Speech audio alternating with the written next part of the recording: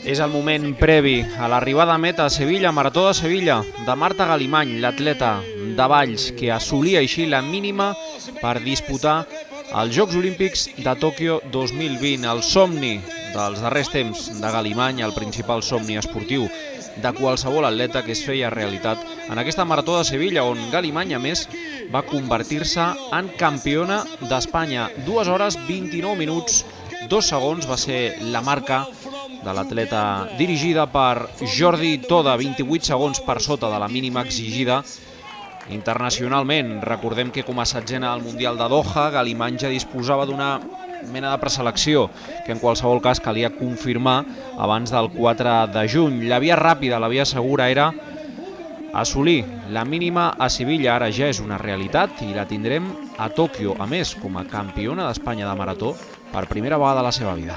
Gairebé no he tingut temps per assaborir tot el viscut i cansada, però molt contenta per la cursa, per la marca, per la classificació pels Jocs, i ara em toca celebrar-ho, gaudir-ho amb els meus i res, que moltes gràcies a tothom pels ànims.